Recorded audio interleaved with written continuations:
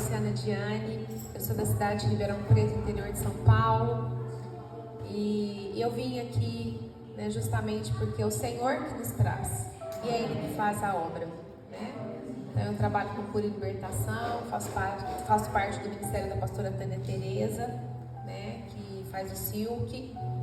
Então, e o Senhor moveu as águas e através de várias circunstâncias, através daquilo que, né, das conexões que o Senhor tem feito, vim a conhecer a pastora Cristiane Krauter e hoje eu estou aqui. E eu quero falar, esse é um seminário de cura das feridas profundas da alma, né? E eu quero falar hoje sobre rejeição. Eu quero começar falando sobre rejeição, mas nós vamos abordar vários temas. Eu quero te dizer que rejeitar significa resistir, significa desprezar ou recusar algo ou alguém. E todos nós, em algum momento das nossas vidas, passamos pela rejeição. Isso não é um privilégio de alguns. Amém? Todos nós, em algum momento da nossa vida, passamos pela rejeição. Seja no contexto familiar, quando se trata de pais, de irmãos, seja no contexto sentimental, conjugal, ou de repente acadêmico. Essa rejeição, ela pode vir por uma preferência de um professor, ela pode vir através de um desprezo, de um bullying em relação a uma criança com o seu amiguinho. É muito comum. E quando isso acontece, as pessoas são feridas com a rejeição. Por quê?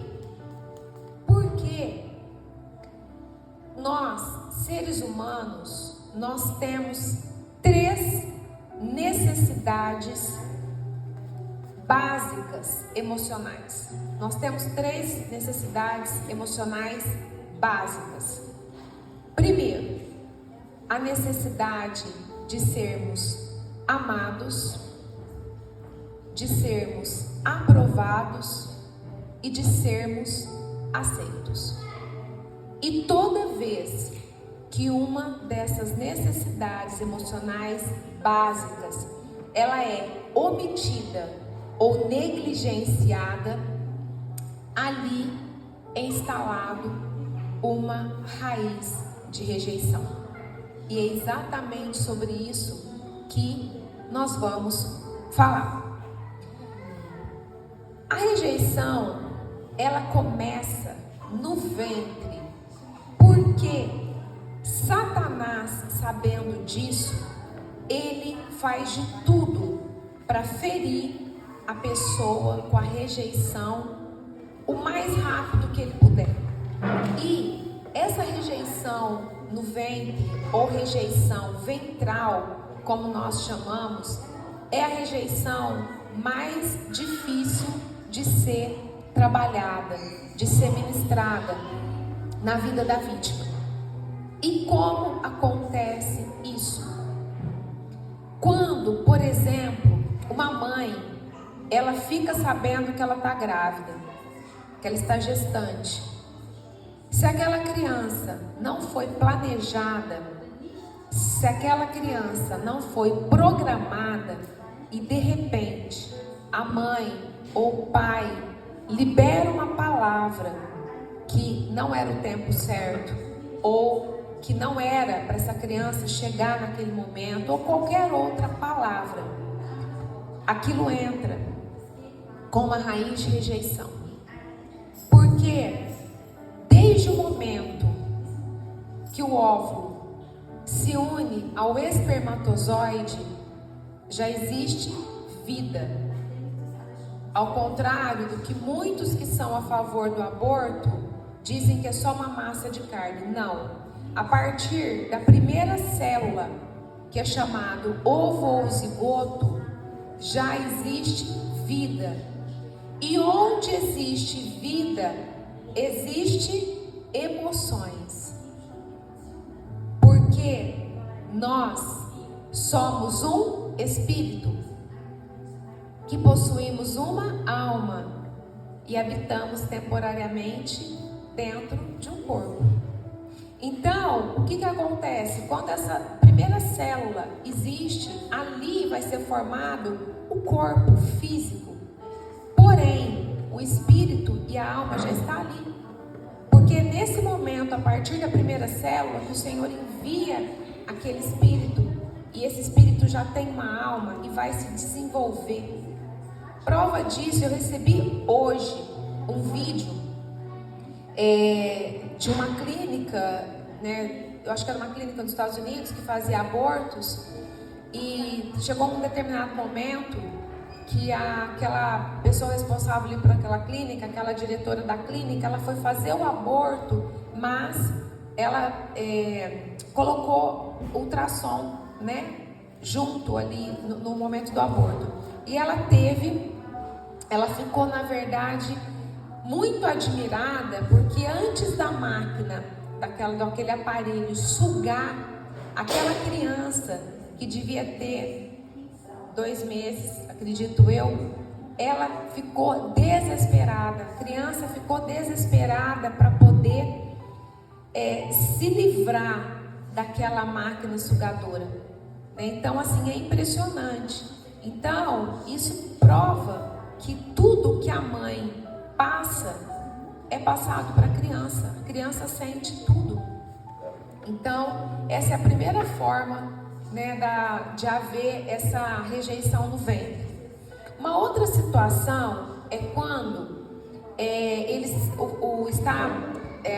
a mulher está gestante, e então existe uma preferência para que seja um menino ou uma menina. Esse tipo de rejeição é uma rejeição, inclusive, que pode trazer uma distorção na área da sexualidade quando essa criança, né, começa a se desenvolver. Porque vamos supor que existe um menino e a família quer uma menina, né? Existe essa preferência. Então ali existe também é instalado também uma rejeição por conta da preferência do sexo. Ou quando existe um pensamento de aborto ou até uma tentativa frustrada de aborto.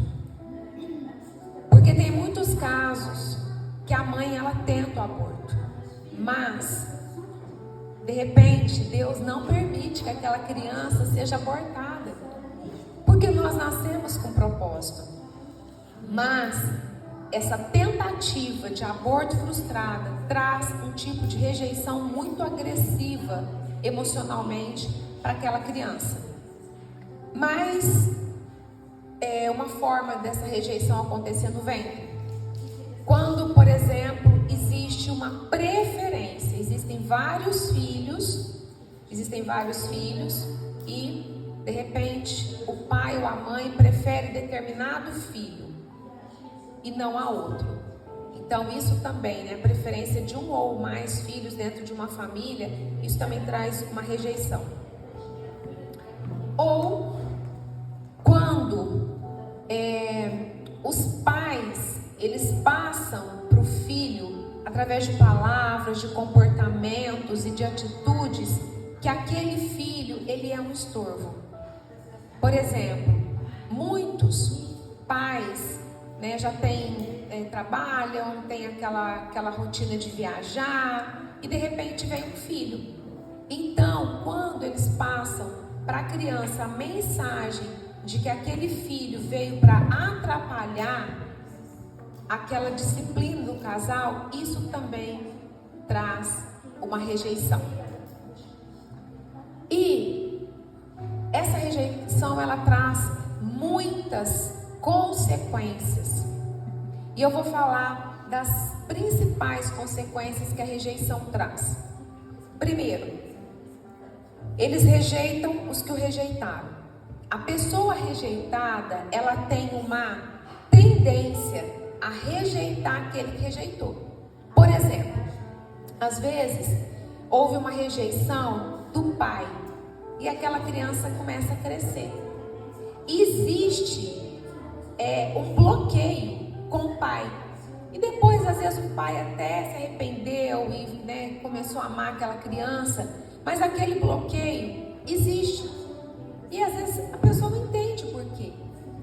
Porque em algum momento ele recebeu aquela rejeição do pai.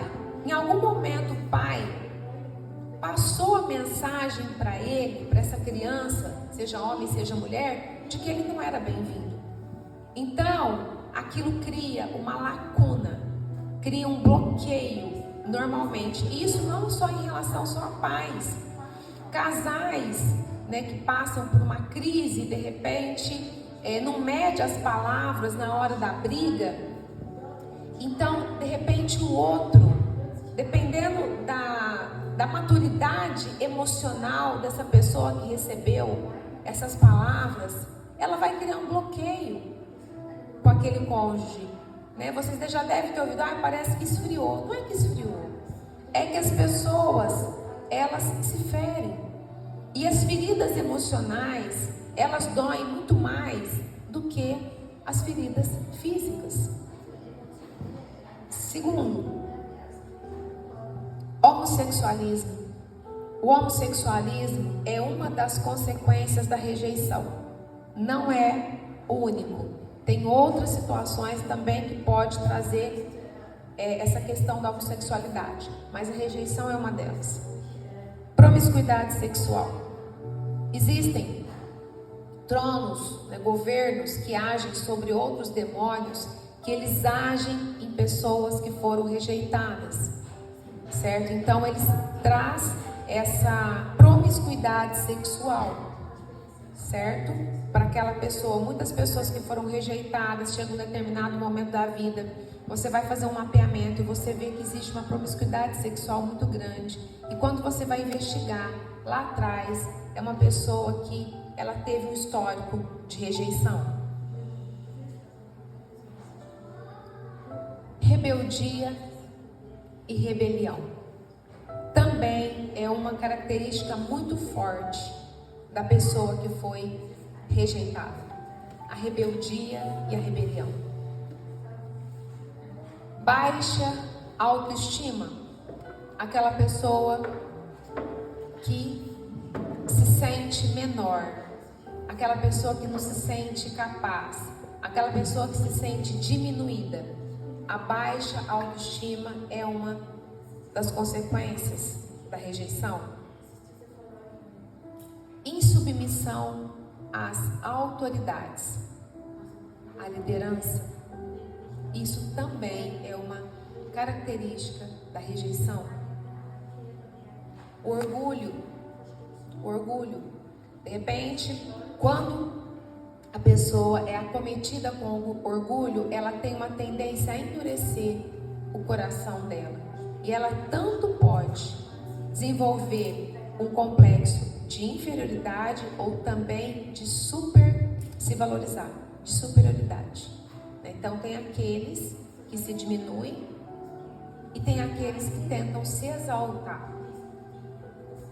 Porque é uma forma de compensar aquela dor que ela sentiu. Cada ser humano se comporta de uma forma, ok? Então, são várias as consequências. Sentimento de vingança, rancor, amargura, ressentimento, insegurança, medo, depressão, né? Essa insegurança e esse medo, ela está muito ligada quando os progenitores foram aqueles que rejeitaram. Porque na verdade os pais, eles nos trazem segurança. Então quando eles rejeitam, então existe essa insegurança, aquele medo. Então pessoas muito inseguras, muito medrosas, que não fazem nada sozinhas, precisa de um outro, né? Você pode ver que tem alguma raiz de rejeição. Em alguns casos, depressão. Ciúmes e sentimento de posse também. Pode trazer também dependência emocional e sentimento de não pertencimento. Sabe aquela pessoa que até vive numa determinada família, mas ela se sente um estrangeiro? Ela parece que ela não se sente parte daquele contexto familiar. Essa é uma sensação de não pertencimento. Também aquele sentimento de inadequação. Amém? E eu quero exemplificar essa questão da rejeição com um personagem, com a história de um personagem bíblico que para mim é um exemplo clássico de rejeição na Bíblia, na palavra de Deus. Porque a palavra de Deus, ela tem tudo, ela é completa, né? E nós precisamos trazer as verdades da palavra de Deus para aquilo que a gente aplica. Esse personagem é José. Todos, eu imagino que conhecem a história de José. E eu quero contar de forma muito resumida, porque eu quero focar no momento que Deus preparou para que ele fosse curado. Amém? Então José, ele era um dos irmãos mais novos, era um dos filhos mais novos de Jacó, que depois Deus mudou seu nome para Israel. E a própria palavra de Deus diz que Israel ou Jacó amava mais José do que os seus outros irmãos, porque ele era filho da sua velhice, certo? E isso trouxe um sentimento por parte dos seus outros irmãos de inveja, de ciúmes, de contenda, de confusão, de ódio e até um sentimento de desejar que aquele irmão morresse. E conforme José foi crescendo, a proteção, o amor, né, de Jacó foi aumentando, até um dia que ele fez uma túnica colorida para José. E existia na cultura judaica, essa túnica, ela representava honra. E ele não fez para o filho mais velho, nem para nenhum outro dos filhos, mas ele fez para José. E isso acendeu a ira dos seus irmãos. Mas José, ele tinha sido escolhido por Deus para um grande propósito aqui na terra. José, ele tinha um chamado de governo, ele tinha um chamado para liderança. E então, teve um determinado momento que o Senhor começou a falar com José em sonhos. E José, ele era um moço bom. José, ele era um homem de Deus. E na sua inocência, ele começou a compartilhar os seus sonhos com os seus irmãos. E isso, tudo que José fazia, acendia ainda mais a ira dos seus irmãos. Então, quando José contou, né, José teve 2 sonhos específicos onde a Bíblia relata, e quando José foi contar a respeito desses sonhos, eles criticavam José e começaram então a planejar a morte dele. Até que um dia, os seus irmãos tinham ido cuidar do rebanho do pai, começaram a chamar José de o sonhador. Eles apelidaram José de o sonhador. Então teve um dia que o seu pai pediu para José ir ver onde os seus irmãos estavam, se eles estavam realmente fazendo aquilo que ele tinha pedido que eles fizessem. E José, obedecendo ao pai, foi atrás dos seus irmãos. E quando os seus irmãos viram José, então começaram a conspirar contra ele. Começaram a planejar a morte dele. Primeiro, por conta do ódio que já sentiam do seu irmão mais novo. E também porque os seus irmãos não estavam fazendo aquilo que o seu pai tinha pedido para que eles fizessem. Então aí nesse momento, né, eles jogaram, né, os irmãos mais velhos foram contra a morte, mas Simeão, muito irado, né, imagino que os partes estavam muito irados. Então, para evitar que José fosse morto, eles jogaram José dentro de um poço vazio, um poço fundo e vazio. E ali então deixaram José naquele local. E eu imagino que provavelmente deve ter sido o pior momento da vida de José. Medo, insegurança.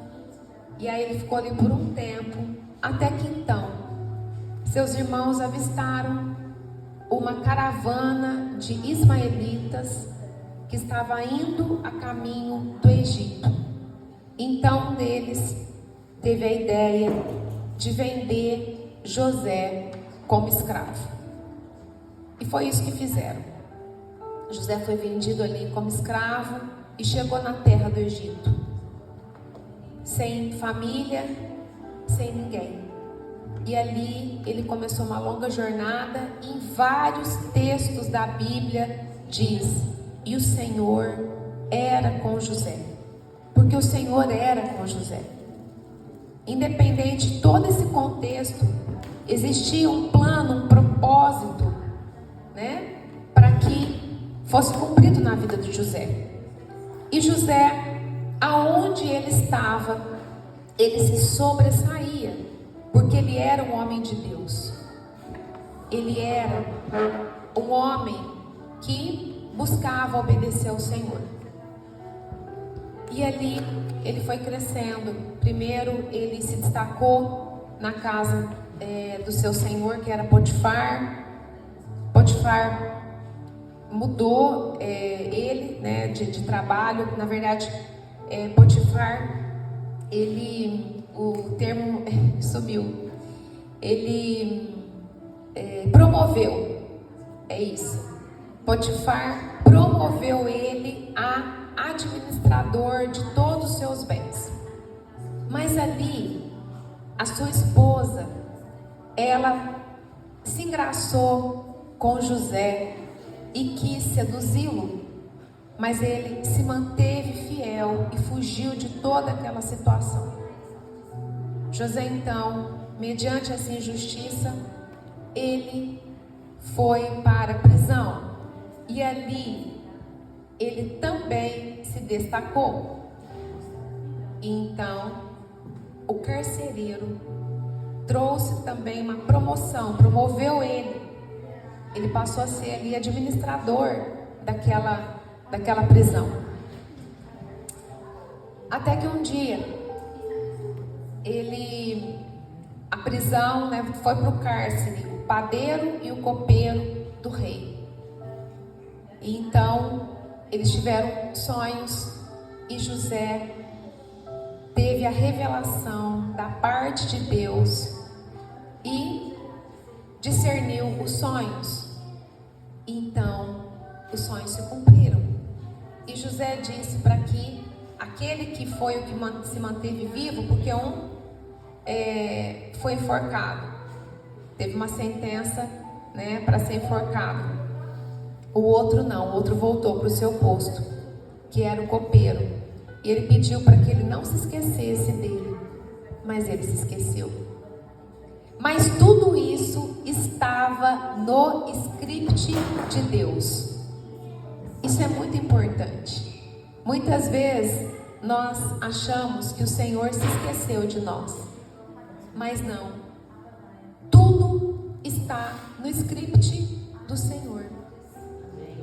Até que um dia o Senhor deu sonhos para Faraó, e isso tirou a paz de Faraó, porque eram sonhos espirituais, e ele não tinha quem os discernisse esses sonhos.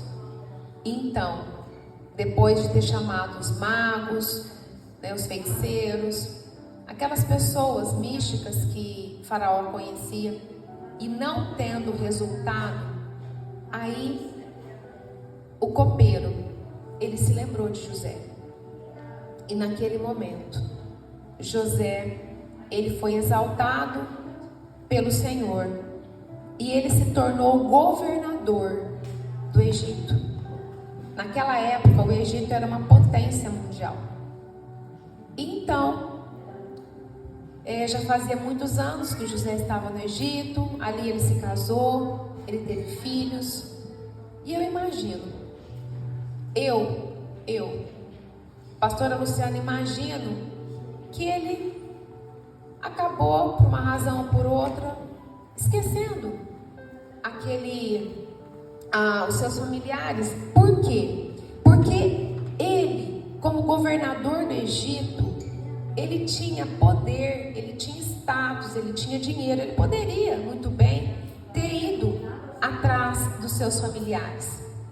Mas eu imagino que por conta de tanta dor, que ele ficou na dele. Ele já tinha se acostumado ali com aquele lugar, né? Ele já estava casado com filhos. Mas eu quero te dizer que o Senhor, Ele tem o tempo certo, Ele tem o tempo e a hora certa para nos trazer cura. Por quê? Porque nós precisamos estar preparados para receber essa cura e essa libertação.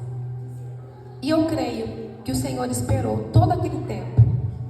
Eu imagino, pelo que diz, né, a palavra de Deus, quando ele foi para o Egito, ele tinha em torno de 17 anos. Quando ele começou como governador, imagino que uns 30 anos, é o que mais ou menos a palavra de Deus diz, né, pastor Marcos?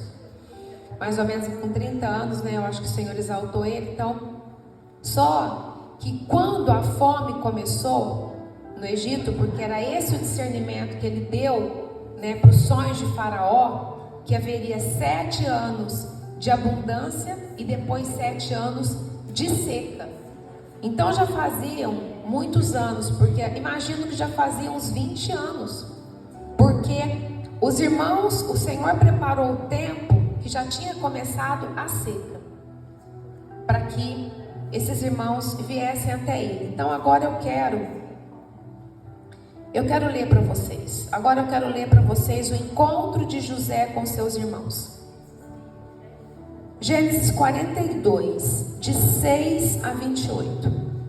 Diz assim: José era o governador do Egito e era ele que vendia trigo a todo o povo da terra. Por isso, quando os irmãos de José chegaram, curvaram-se diante dele, rosto em terra.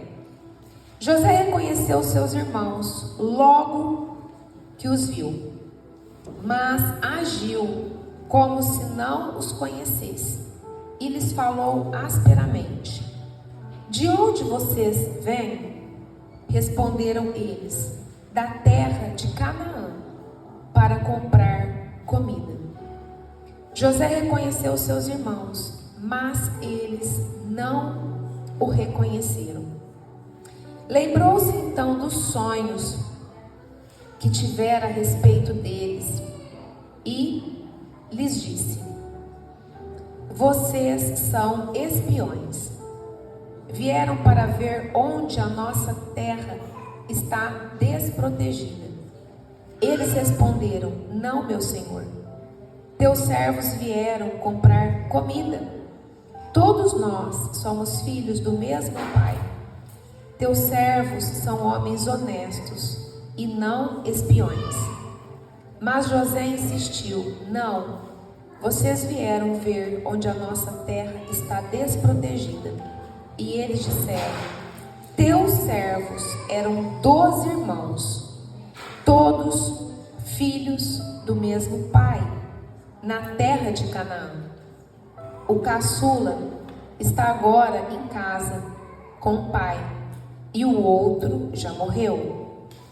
José tornou a afirmar: É como lhes falei, vocês são espiões. Vocês serão postos à prova. Juro pela vida do faraó que vocês não sairão daqui, enquanto o seu irmão caçula não vier para cá. Mandem algum de vocês buscar o seu irmão, enquanto os demais aguardam presos. Assim ficará provado se as suas palavras são verdadeiras ou não.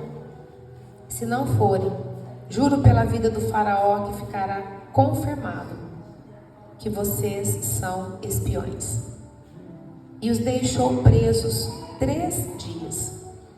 No terceiro dia, José lhes disse: eu tenho temor de Deus. Se querem salvar suas vidas, façam o seguinte: se vocês são homens honestos, deixem um dos seus irmãos aqui na prisão, enquanto os demais voltam, levando trigo para matar a fome das suas famílias. Tragam-me, porém, o seu irmão caçula, para que comprovem as suas palavras e vocês não tenham que morrer.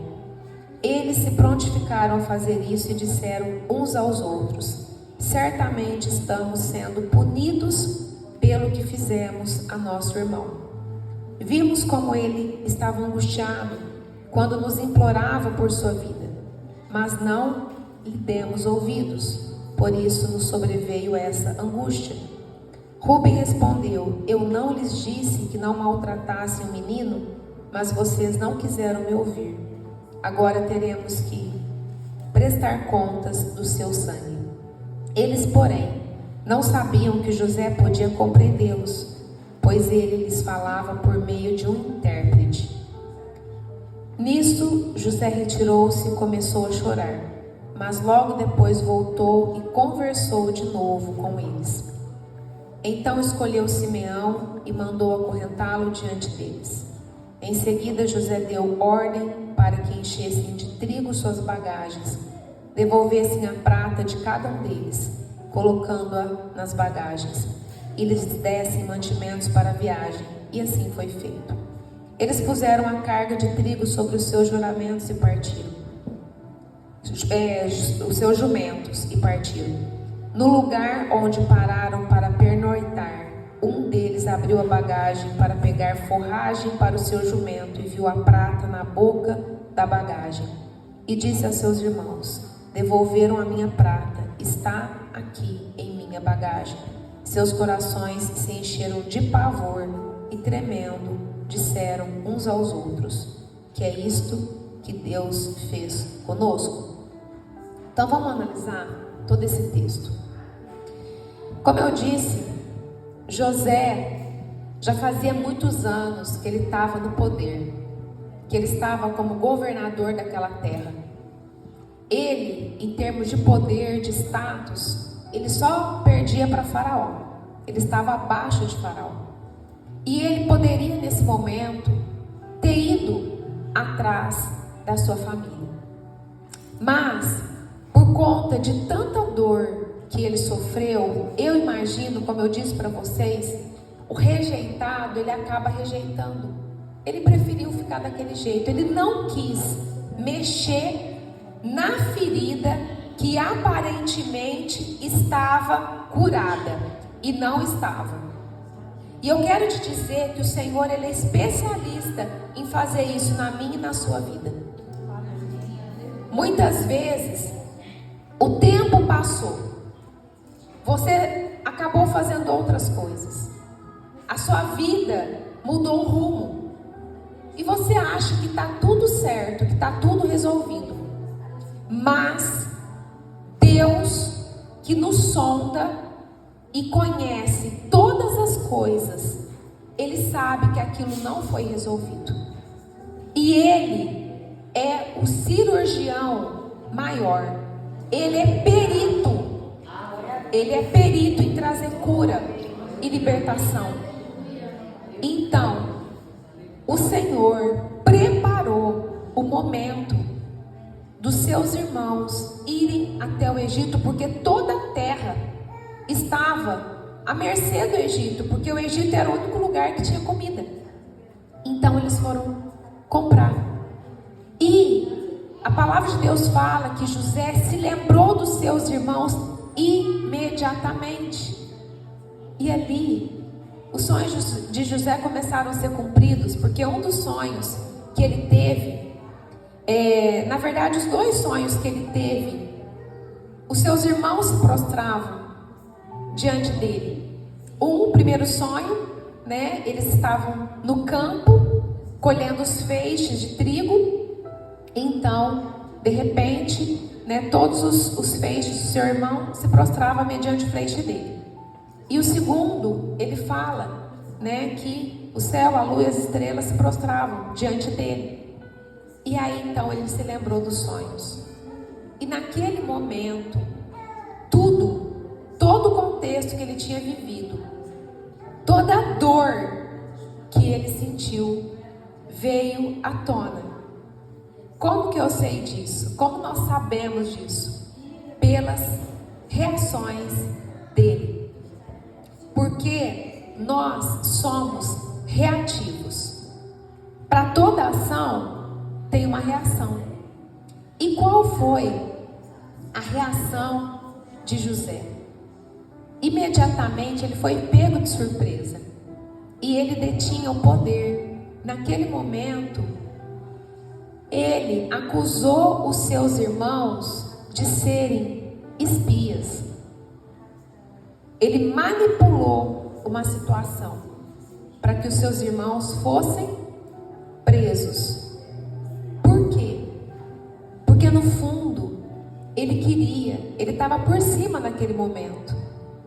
E ele tinha, de uma certa forma, uma sede de vingança. Ele queria que os irmãos dele experimentassem aquilo que ele experimentou. E ele os deixou presos no cárcere. Então, a manipulação, a vingança, é uma das consequências dessa rejeição. E durante o tempo todo, ele se autoafirmava. Ele falava que ele era temente a Deus. Por que essa autoafirmação? Porque ele sabia que ele não estava fazendo o correto. Ele conhecia a palavra de Deus. Ele tinha relacionamento com o Senhor. Então ele tinha essa necessidade de se autoafirmar. Ele se afirmava que ele tinha temor de Deus.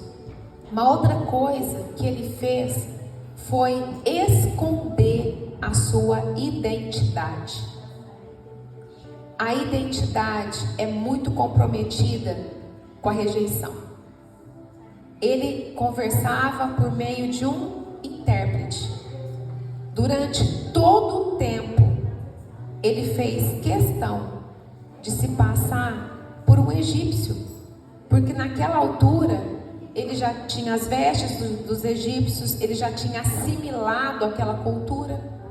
Então ele se passou por um egípcio. Então ele distorceu a identidade, ele se escondeu atrás, né, daquela cultura das pessoas onde ele vivia.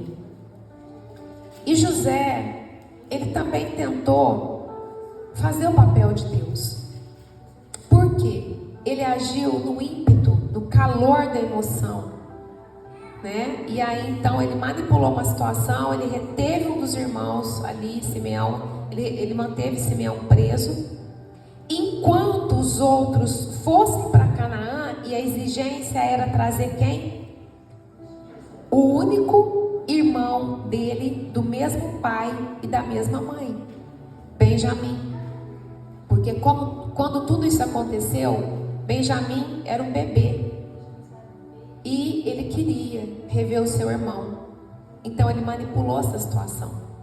E assim aconteceu. E ainda, só que eu imagino que nesse momento a carne ficou brigando com o espírito dele. Porque ao mesmo tempo ele quis ser generoso com eles. Ele não recebeu o dinheiro. Ele deixou ali, né, de volta. Ele entregou o valor que eles tinham pago. Só que isso trouxe terror para os seus irmãos, que até então não estavam sabendo de nada. Então eles voltaram para Canaã, contaram tudo o que aconteceu para o seu pai, Jacó. Num primeiro momento, Jacó não quis liberar o seu filho Benjamim, porque também tinha se apegado a Benjamim, como se Jacó meio que colocou Benjamim no lugar de José, que era o filho, realmente caçula da sua esposa amada, que tinha falecido no momento do parto. E até que um momento a comida começou a acabar e eles não tiveram outra alternativa que buscar novamente comida. E José sabia disso. E eles foram.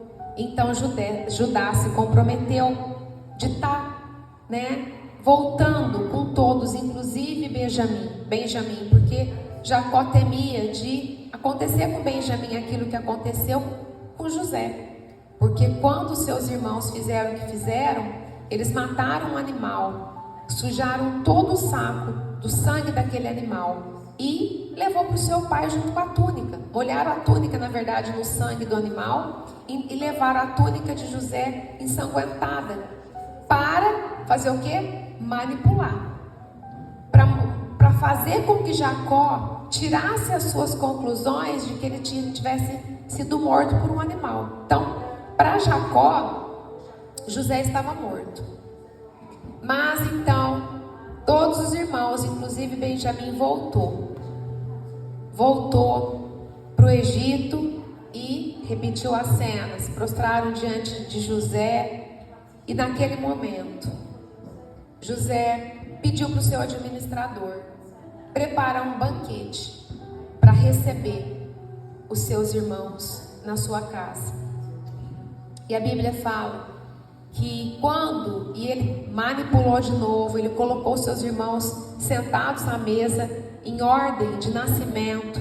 Tudo isso foi trazendo terror para eles, porque eles não sabiam do que se tratava. Mas de tempo em tempo José tinha que se ausentar e chorar, porque a ferida estava ali aberta ainda. E no momento de ir embora, José então manipula de novo, porque José queria o quê? José queria aquele que não lhe causava dor. José queria aquele que tinha afinidade, aquele que ele amava e que não o prejudicou. José queria Benjamim junto com ele.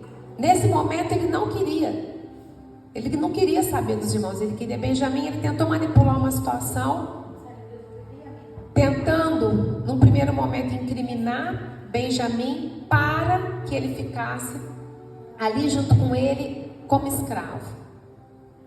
Então, nesse momento, o Senhor usa Jacó para tocar no ponto fraco de José. E eu quero ler esse texto que está em Gênesis 44, 18 a 23, que diz assim: Então Judá se chegou a ele e disse: Ai, Senhor meu, peço-te, o teu servo dizer uma palavra aos ouvidos de meu Senhor, e não se acenda a tua ira contra o teu servo, porque tu és como Faraó. Meu Senhor perguntou a seus servos, dizendo: Tendes vós pai ou irmão? E dissemos a meu Senhor: Temos um velho pai e um filho da sua velhice, o mais novo, cujo irmão é morto, e só ele ficou de sua mãe, e seu pai o ama. Então tu disseste a teus servos: Trazei-mo a mim, e porei os meus olhos sobre ele. E nós dissemos a meu Senhor: Aquele moço não poderá deixar a seu pai. Se deixar a seu pai, ele morrerá. Então tu disseste a teus servos: Se vosso irmão mais novo não descer convosco, nunca mais vereis a minha face. Então, nesse momento, Judá relatou para José a fala e o compromisso que ele tinha feito com seu pai Jacó. Então agora vamos ler Gênesis 45, de 1 a 16, que diz assim: Então José não se podia conter diante de todos os que estavam com ele, e clamou: Fazei sair daqui a todo homem, e ninguém ficou com ele. Quando José se deu a conhecer a seus irmãos, e levantou a sua voz com choro, de maneira que os egípcios o ouviam, e a casa de Faraó o ouviu. E disse José a seus irmãos: Eu sou José. Vive ainda meu pai? E seus irmãos não lhe puderam responder, porque estavam pasmados diante da sua face. E disse José a seus irmãos: Peço-vos, chegai-vos a mim. E chegaram-se. Então disse ele: Eu sou José, vosso irmão, a quem vendestes para o Egito.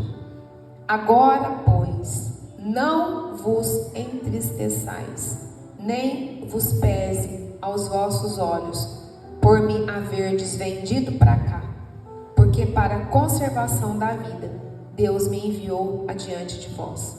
Porque já houve 2 anos de fome no meio da terra, e ainda restam 5 anos em que não haverá lavoura nem cega. Pelo que Deus me enviou adiante de vós para conservar vossa sucessão na terra e para guardar-vos em vida por um grande livramento. Assim não fostes vós que me enviastes para cá, senão Deus, que me tem posto por pai de Faraó e por senhor de toda a sua casa e como regente em toda a terra do Egito. Apressai-vos e subi a meu pai e dizei-lhe: Assim tem dito o teu filho José: Deus me tem posto por senhor em toda a terra do Egito. Desce a mim e não te demores, e habitarás na terra de Gósen e estarás perto de mim, tu e os teus filhos, e os filhos dos teus filhos, e as tuas ovelhas, e as tuas vacas, e tudo o que tens. E ali se sustentarei, porque ainda haverá 5 anos de fome, para que não pereças de pobreza, tu e a tua casa, e tudo o que tens. E eis que vossos olhos e os olhos do seu irmão Benjamim veem que é a minha boca que vos fala. E fazei saber a meu pai toda a minha glória no Egito, e tudo o que tendes visto, e apressai-vos a fazer descer meu pai para cá. E lançou-os ao pescoço de Benjamim, seu irmão, e chorou. E Benjamim chorou também ao seu pescoço. E beijou a todos os seus irmãos e chorou sobre eles. E depois seus irmãos falaram com ele. E essa notícia ouviu-se na casa de Faraó. Os irmãos de José são vindos, e pareceu bem aos olhos de Faraó e aos olhos de seus servos. Então o Senhor usou Judá para tocar no ponto fraco de José. Por quê? Porque José amava o seu pai e nunca mais teve notícia da sua família. E quando José viu a possibilidade do seu pai realmente falecer por conta da dor, de não ter o seu filho Benjamim de volta, ali o Senhor tocou de uma forma tão profunda na vida de José, que o choro dele foi tão alto, que a Bíblia diz que todos os egípcios ouviram, e até a casa de Faraó. Aquele choro, José guardou aquele choro por mais de 20 anos. Mas chegou o tempo da sua cura. Chegou o tempo em que ele precisava ser curado para receber a plenitude que Deus tinha para ele. Porque, ao contrário do que muitos pensam, riqueza, poder, status não é tudo. Nesse caso de José, ele não tinha familiar, ele não tinha vínculo nenhum no Egito. Ele tinha simplesmente esquecido o seu passado. Ele tinha decidido passar régua no passado para não sofrer aquela dor. Mas eu quero te dizer que para que você seja curado, para que nós sejamos curados, não tem como ser curado se você não reviver a dor. Não tem como. foi isso que Deus permitiu que José passasse. José precisou reviver aquela dor, para que então ele mesmo tirasse a conclusão de que tudo tinha sido uma permissão de Deus, por mais dolorido e traumatizante que tivesse sido. Naquele momento ele reconheceu que o Senhor está no controle de todas as coisas. E então, naquele momento, ele liberou o perdão para os seus irmãos. E ele não só liberou o perdão, mas ele se reconciliou com seus irmãos. Ele os abraçou, eles choraram juntos. E ele os inocentou. Então, nesse momento, ele foi curado. E então, ele teve a oportunidade de ter a vida abundante, porque o seu pai não conhecia sua esposa. O seu pai não conhecia os seus filhos. Imagina você viver isolado. Imagina você ter tudo, mas de repente você não ter vínculos familiares, afetivos. Então, o Senhor completou o que faltava na vida de José. Amém? Amém. Então, eu quero te dizer, eu não conheço a sua história, mas o Senhor conhece. E eu sei que o Senhor, Ele vai trabalhar no profundo do seu coração. Eu sei que o Senhor, Ele vai trazer memórias e lembranças muito doloridas. Eu não sei a circunstância que te trouxe para esse lugar, mas o Senhor sabe. Mas eu sei que muitos que estão aqui na Europa estão sem falar com seus familiares. Muitos estão brigados. Muitos saem do país onde nasceram para vir, né, seja aqui para a Europa, seja para qualquer outro lugar do mundo, achando que isso vai trazer cura e que tudo vai ficar para trás. Mas eu quero te dizer que isso é uma grande mentira e um grande engano do inferno. Você precisa reviver. Você precisa reviver a dor. Você precisa passar, trazer à memória, a lembrança daquilo, né, que te trouxe, de repente, a situação mais difícil da sua vida. Você precisa enfrentar essa dor. E você precisa liberar o perdão. Você precisa